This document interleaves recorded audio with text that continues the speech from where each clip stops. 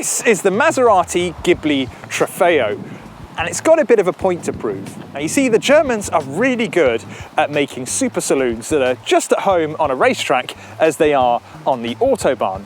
And Maserati's here to show that the Italians can do it too. Now the recipe is as follows: a Ferrari-derived V8 engine stuffed into its entry-level saloon, producing 580 horsepower, and a raft of chassis upgrades to make this a proper performance car. Can it live up to the likes of BMW M? Well, today we're going to find out. But before we go any further, if you like what you see, hit the thumbs up button and subscribe for more awesome videos just like this one. Now I want to start straight away with the engine because it's the big differentiator between the other Ghiblis and the Trofeo. So instead of extracting more power out of the V6 that you get in the Ghibli S, Maserati has instead installed a twin-turbo V8 engine that you'll actually find in other Ferraris, as well as the Levante and Quattroporte Trofeos. Now, while the Ferraris come with a flat plane crank, this is actually a cross plane, so it sounds a little deeper and more burblier, but it's also smoother as well.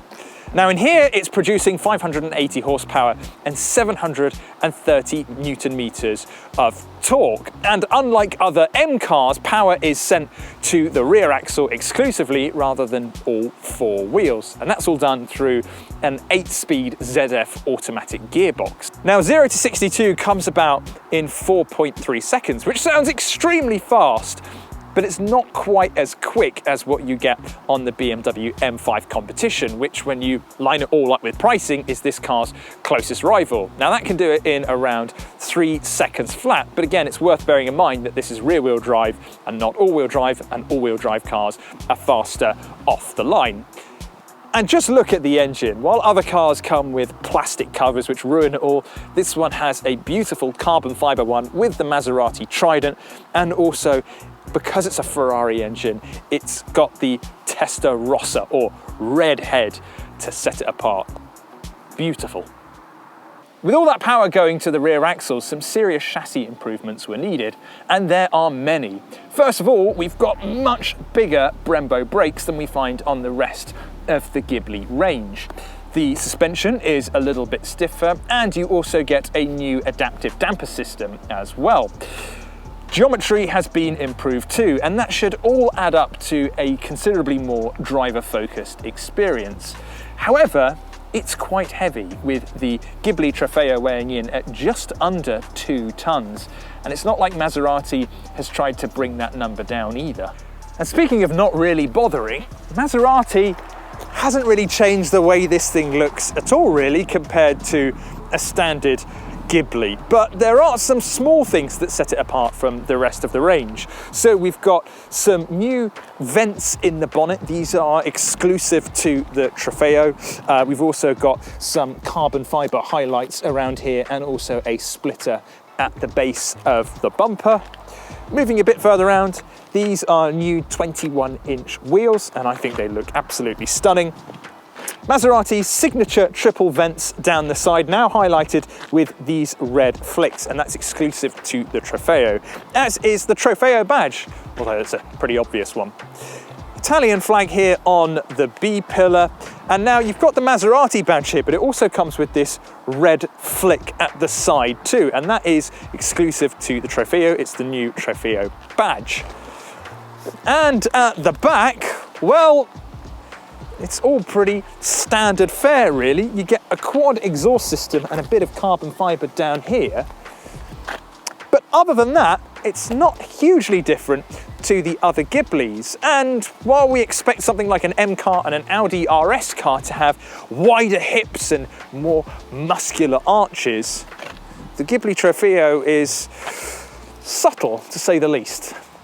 The Trofeo sits at the top of the Ghibli lineup and is therefore priced accordingly at £105,000 before you start adding on some of the many options available.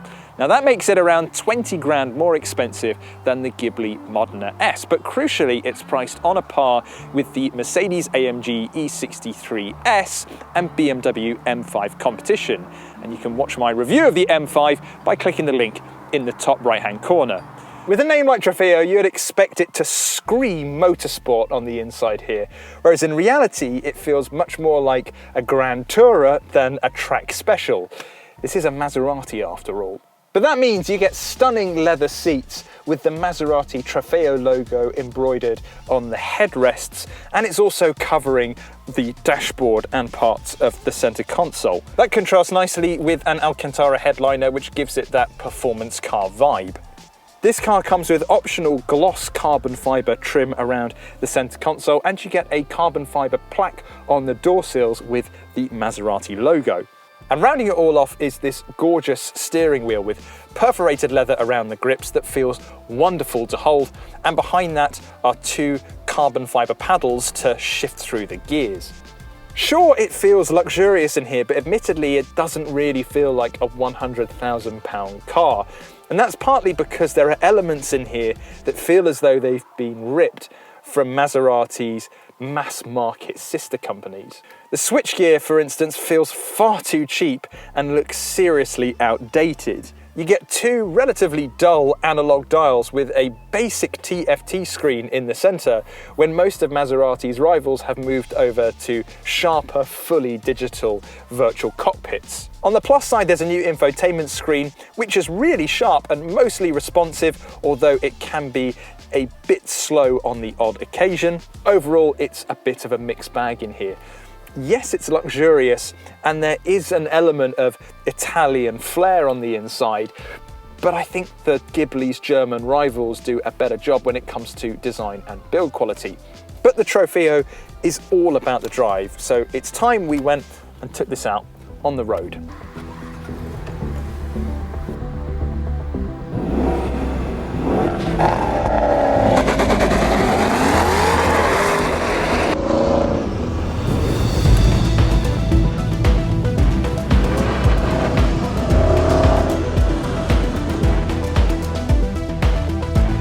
Before I drove the Ghibli Trofeo, I was expecting it to kind of tick all the performance car boxes of being very fast in a straight line, very composed, sounding pretty good, and being extremely stiff.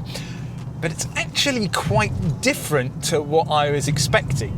And that's good, because we've got plenty to talk about.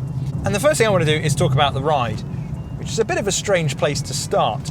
But I was expecting this to feel pretty much rock solid. Kind of a bit like an M car. When you get in an M car, you can feel every little groove and rut in the road. And while most of the time it makes you feel like you're in a really sporty, racy car, M cars can feel a little bit uncomfortable if you spend a lot of time with them. This thing though is very different. It's softer, more GT-ish. You know, I'm on a ridiculously bumpy road at the moment over some really bad bumps. We would be all over the place at the moment if we were in an M car, but in this Maserati, it's just soaking them up. And at low speeds, it feels pretty flat and planted. You know, I can make some turns on the wheel there and it's relatively quick to respond.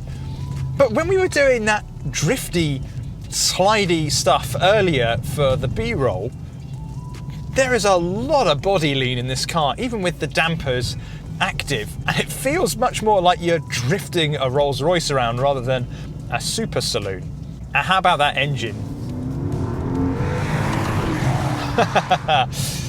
Like I said earlier, it's a 3.8 litre twin-turbo V8 developed by Ferrari. While Ferraris are flat plane cranks, this is a cross plane, so it sounds a little bit different. So 580 horsepower all through the rear wheels, and it just makes the car feel like a bit of an animal, really. You know, I've got the traction control on at the moment for obvious reasons, but if you switch over from sport to Corsa mode, it switches a lot of the driver assistance off, and you're going to be sliding all over the place. And how about the noise?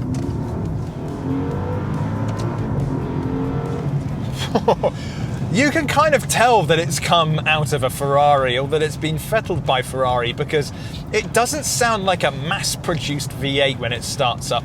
There's a real aura to it that just screams supercar. That being said, it's actually quite quiet. Now, that's partly because the Maserati Ghibli Trofeo is still a Ghibli underneath, so it feels very much like a Grand Tourer, and you know, we've got leather everywhere and great noise isolation. But we also have double glazing on the windows, so it's actually quite hard to get some of that engine and exhaust sound to come in. And you know what? I think it actually feels a bit more involving compared to an M5, because that M5 with its X-Drive all-wheel drive system means that you can put the power down and it almost acts like an electric car. It just goes. In fact, it feels punchier than an electric car. Whereas this thing, because it's rear-wheel drive, it kind of squats down a little bit when you put the power down. And even if you've got the traction control on, it still needs a minute to figure everything out. You know, it's putting 730 Newton meters of torque and 580 horsepower to the ground. So it's got a lot to think about, and so you kind of feel like you need to manage it with your right foot, particularly if you put it in Corsa mode. And so it doesn't have that motorsport feel like an M5 does, but you have an element of involvement because it's a little bit more basic. It's not the best steering system I've come across in a car. There's weight to it,